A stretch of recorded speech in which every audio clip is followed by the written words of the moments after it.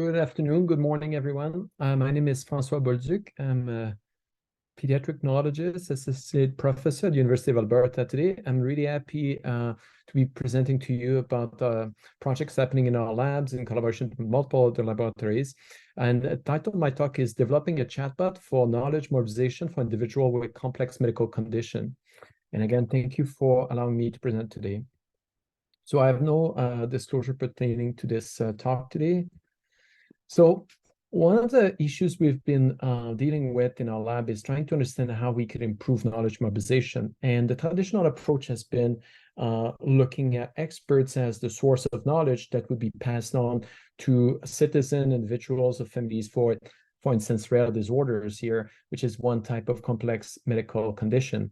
And the information would be sourced from biomedical social science and other scientific evidence that would boil down in policies.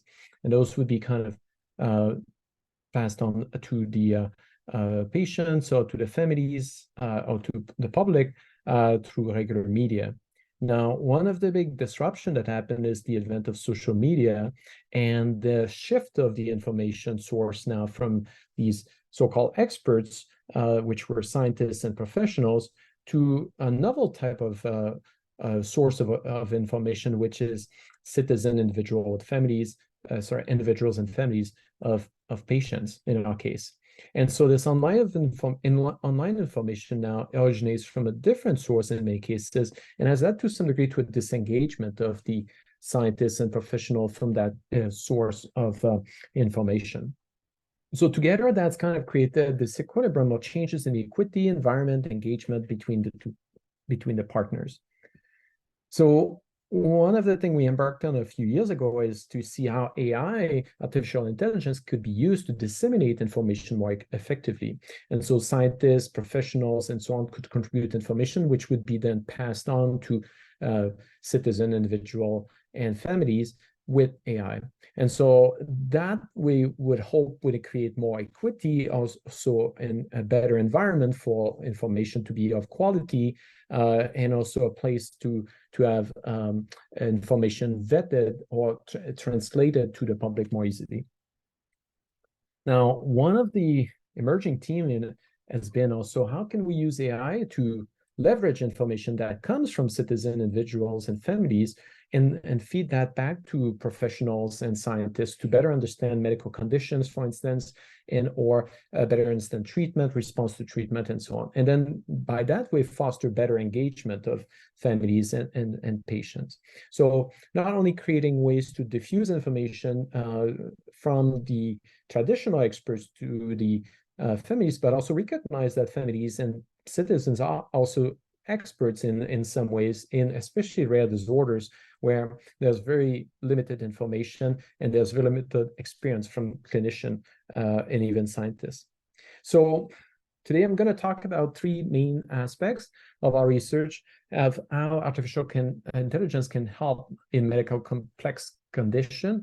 And what I mean by that is medical conditions where there's multiple aspects or features of the disorders. For instance, in mental health condition, there is frequently social, biological, other type of problems, but also in cancer, cardiovascular. So this is a very broad type of condition. In our case, our laboratory focuses on neurodevelopmental disorders, which are disorders like autism, intellectual disability, developmental delay. But these concepts can be applied, I think, to a much broader audience. So the first one is, how do we do better knowledge mobilization to assist diagnosis and treatment? And there's a big lack of awareness in the public about some medical condition. And families or individuals, depending on the type of disorders, need to learn about these conditions very quickly. So there is an issue with like a very steep learning curve. And then there's a lack of knowledge or up-to-date training for health professionals as well. So families will report, for instance, that their family doctors or their specialists even does not know much about their condition. This is especially true when it comes to rare disorders, which are not frequent and tend to have multiple genes associated with them. And then there's the issue of accessibility. I think we've seen that before COVID, but to some degree has accelerated during COVID and after. There's a lack of professionals, there's a lack of time to be seen, and there's also a question that I've always been around of space or location. So some individuals in some centers will have access to specialists, but not in other centers. Now, when it comes to rare disorders, it doesn't matter if you're in a big center to some degree or not, because sometimes the expert won't be even in the same country. So that is an issue that we are dealing with as well. And then the next point I'll go more in details about is developing a better understanding of our mental model. And I explain a little bit what we mean by that and how do we resolve quote unquote blind spot, and how this is going to be very important also in using large language model, for instance. And then the third point I'm going to touch on is the need for information sharing, the caution and considerations we've seen in our research.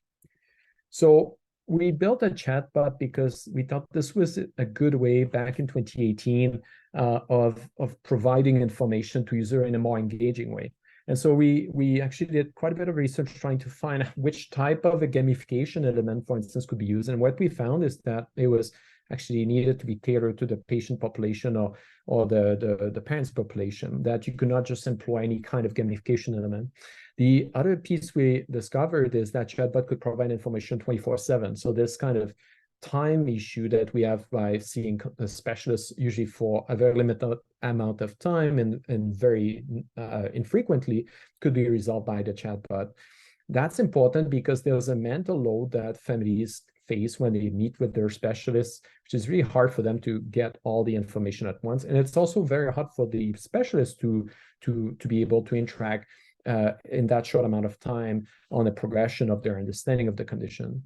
Chatbot can also troubleshoot problems, like resolve a question and guide the users in figuring out step by step what to do. So we thought this was very well suited to a medical condition, which are usually chronic medical conditions, so long-lasting issues. And then last thing is, we like the aspect that it would create a conversation. Now, in 2023, it feels weird talking about what is a chatbot, but back in 2018, people were really questioning why would that take on and why would that be useful. We felt that the chatbot would be better also at guiding or coaching through this conversation the families. In other words, families come with a certain health literacy, but most people have never heard about the disorder their kids will be diagnosed with. And so that was a big issue that we wanted to be able to guide, and we thought the chatbot would be better than simply using a search engine where you need to know what you're looking for. And so the other big advantage we felt was the chatbot could use natural language processing to understand questions from users. This is important because most of the literature or expert sites are written in a technical language. Some of their websites are not technical. For instance, association or websites made by sites like Facebook where families will create that. But there is a lack of language knowledge from or keywords knowledge from the initial users or the initially diagnosed individuals. And so this kind of barrier is important because people don't know what to look for and what are the technical terms.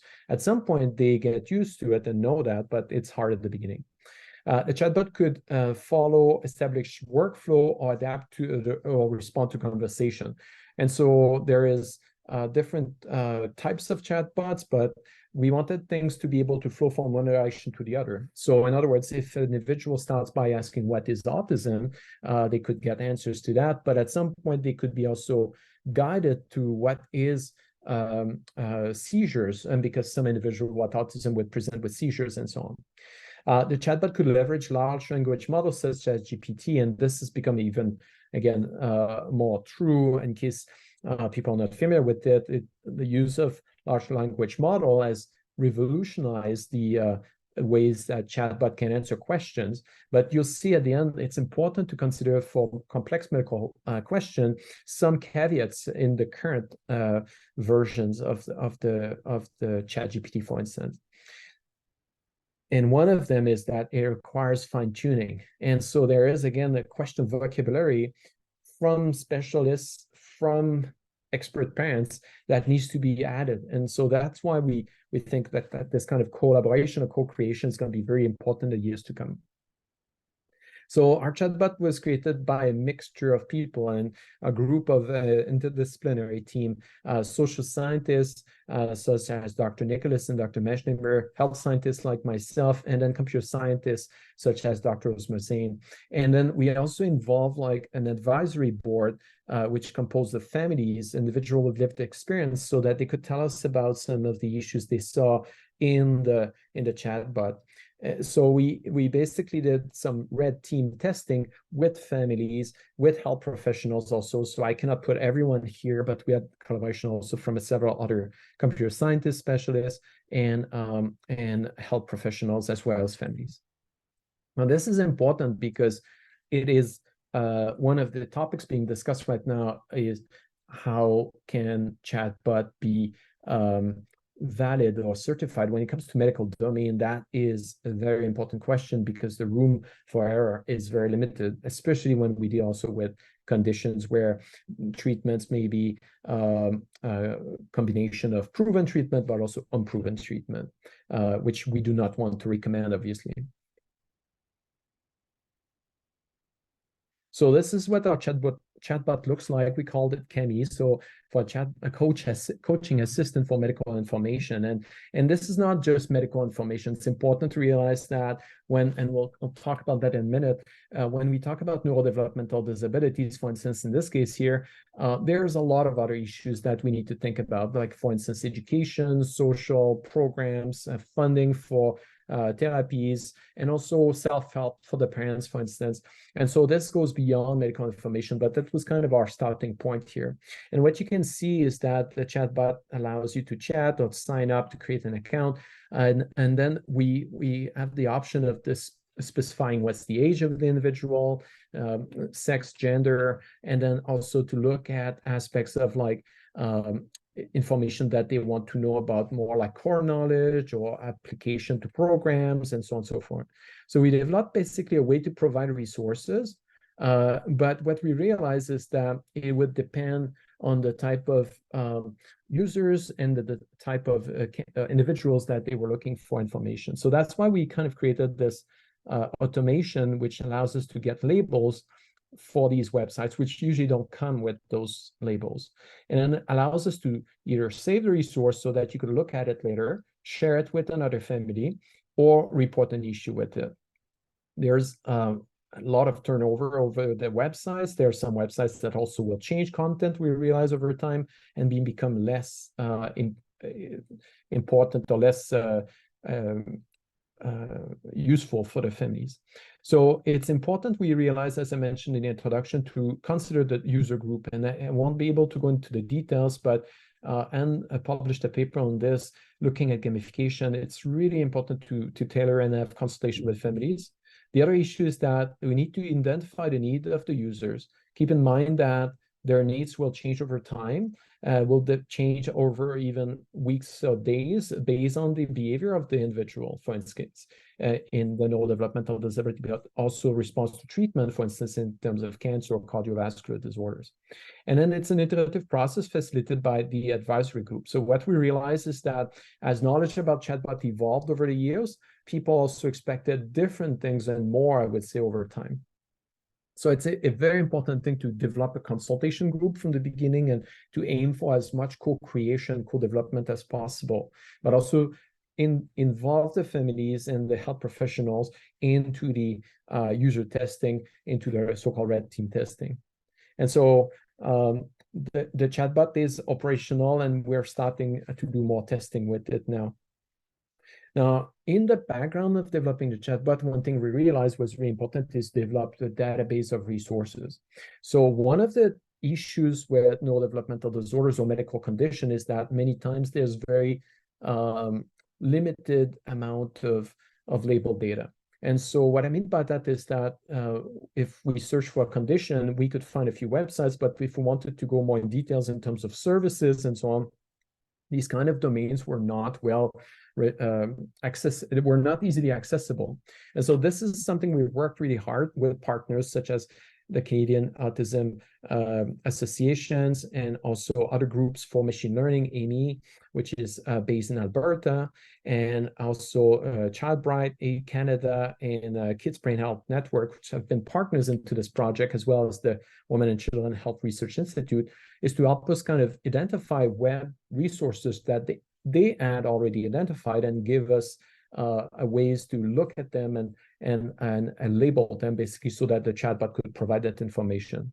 This is something really important, I think, when we're looking at what is happening currently with ChatGPT, for instance, where some types of knowledge are more accessible than others. And I think that will be where groups and families still need to be involved into the development of these chatbots in the future.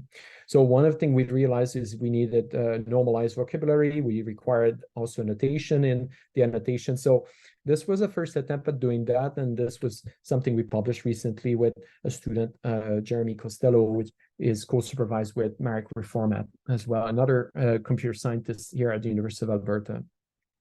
Now, the depth of knowledge is also key because many families will have more question about services and so on. So really wanted to have lots of service and have it like specialized by provinces. So Canada is divided in provinces, similar to the States in the United States, and policies change from province to province. So that's something that's really important to recognize in order to provide actionable information, basically.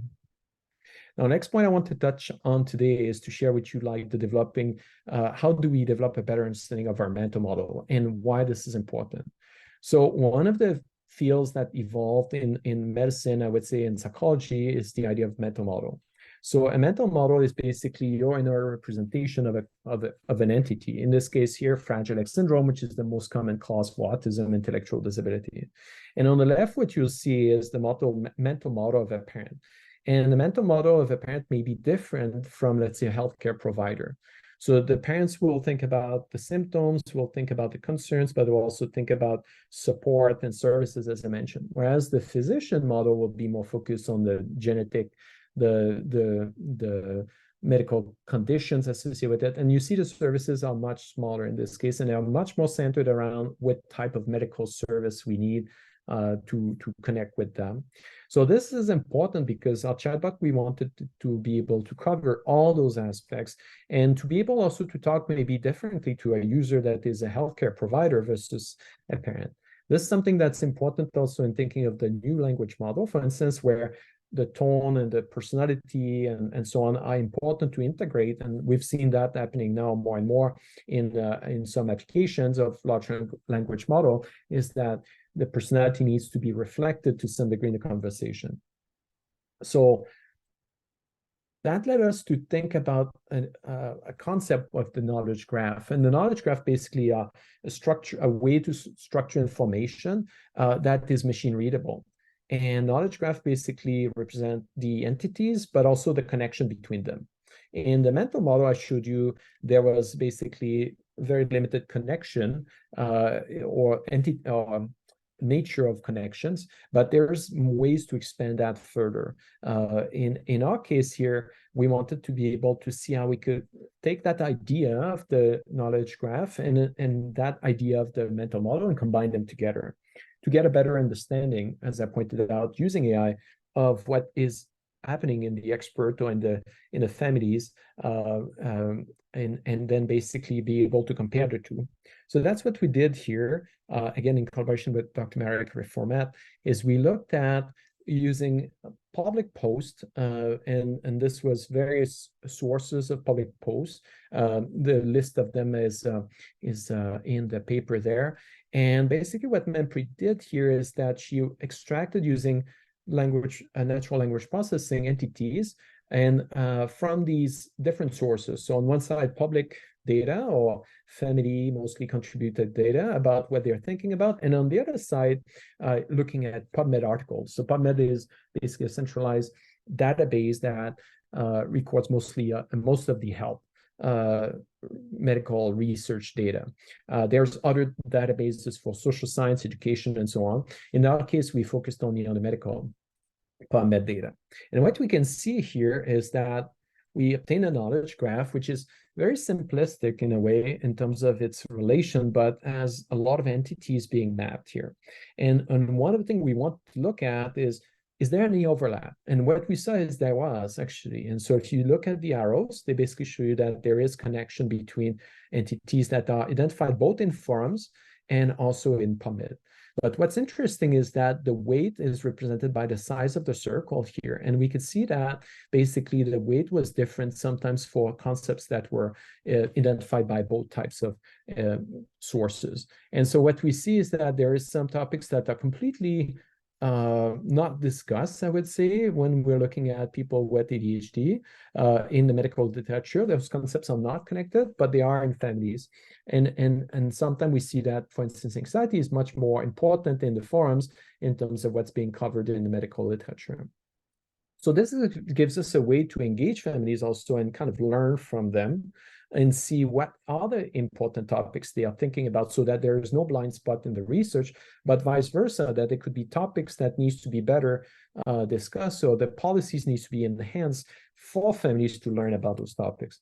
So we thought this was really powerful because instead of doing interviews and mapping mental model with families, maybe on base of 10, 15 families, this allowed us to look at a much broader type of audience here in the public domain.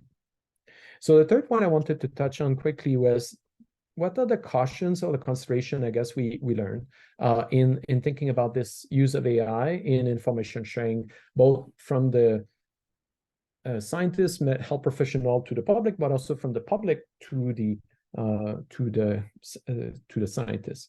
And so one of the aspects was question about the bias, data harmonization, but also privacy and confidentiality, which has become huge since the use of large language model in the last year or so. So one of the potential bias that's been talked about a lot, I think, in using AI-based algorithm is question of gender. So while social media may be helpful for individuals with difference in gender, for instance, communities, it may also be biasing if they are not represented or included in the training data. They may be biasing the recommendation or the suggestion based on that. So this is really important. The ethnic bias also has been recognized in hiring or in allocation of funding and stuff. But this is something that also needs to be looked at carefully because of the representation of some groups online. For instance, in Canada, we have some individuals that do not have access to the internet on a regular basis, do not have access to a phone even. And so it is important to think that those individuals would not be represented basically in the training data. And then the emergence of decentralized social media, where there's not like a very simple few groups of social media, but lots of smaller sources, makes it harder, I think, to track that information. Although this information may be very variable locally and may be very well regulated or moderated, this information may not come to the attention of the training data, and then may bias how recommendations are made. So for instance, in our case, there may be some institution or some association that do not provide a website that is easy to find, and therefore their information may not get included, may not get recommended, and there may be like some perpetuation of problems because of that in users accessing that information. So it's really important, again, to engage with people and identify gaps in the representation. The other big point is the importance of the training data. So I kind of touched on that. The representativity, the size, the diversity will influence the recommendation. So we saw that firsthand here in Canada, for instance, by having issues with language, for instance. So there is sites that are in French, lots of the computer science projects happening in English, the language model in English for the vast majority. And so there's issues with French, which is one of the two official languages, but there's also issues with representation of information for newcomers. So there's lots of newcomers to Canada, and for them to be integrated and receive services or access funding to receive those resources, these individuals need to be aware of those programs, which is a major barrier right now.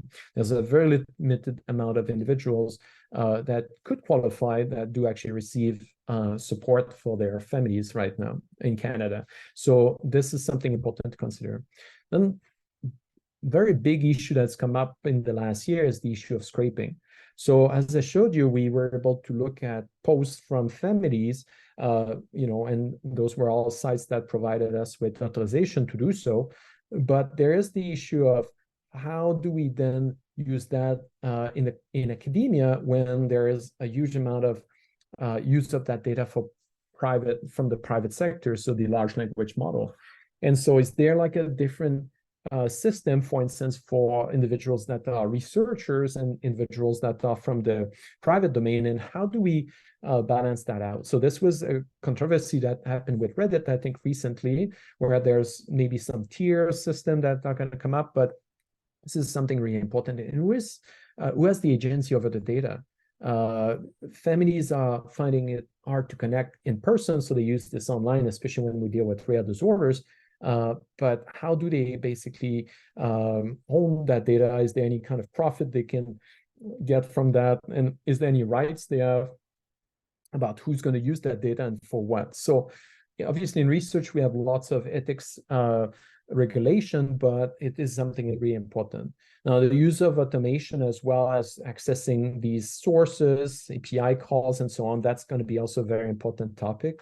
And then the inclusion of medical scientific databases in current large language model tools such as ChatGPT. So for instance, in our field, there is lots of information contained from experts that are not actually being used by large language model. There's also the issue of hallucination, which I didn't put there, but that is major, whereas some models can actually create reference that do not exist or not like trusted information. So this information about this notion about information quality is really important to users, they've told us, but also in general for this kind of information sharing. And then the last, I would say, very important point here, talking with chatbot or talking about chatbots especially, is realizing that you're communicating with a computer program. So this deals with the fact that individuals with neurodevelopmental disability or complex medical condition are frequently in a vulnerable situation, and they may be prone or at risk of, not being thinking clearly about these kind of concepts. So I think that's going to be another big issue, is how do we balance being helpful and supportive and coaching, but then maintaining this idea that there is actually no individual, but the computer program behind the scene there. And how do we connect also users to individuals? I think that's one thing Chatbot could do really well, is in the side or triage, integrate within the medical workflow, not so much replace a specialist. I don't think that is the goal or that is feasible at this point, but more target or triage individuals to different types of specialists so they could get support when they need it, or they could receive some basic information while they're waiting for getting that support. Anyway, that's our view of how the chatbot could operate here. So I think that's it for me. So I'd like to thank, we have a large team of people and many students that are not even on that slide, but that have contributed in the past, so are currently working on the project. But basically, we'd like to thank our sponsor, or partner, sorry, as the Israeli Foundation, also A Canada, as I mentioned before, the Kids Brain Health Network, Women and Children Health Research Institute, and CASDA, as well as our funders and CIRC and CIHR. And thank you very much for your attention. It was a pleasure talking to you today. Hopefully we get to meet and continue the discussion over the next few months. Bye-bye.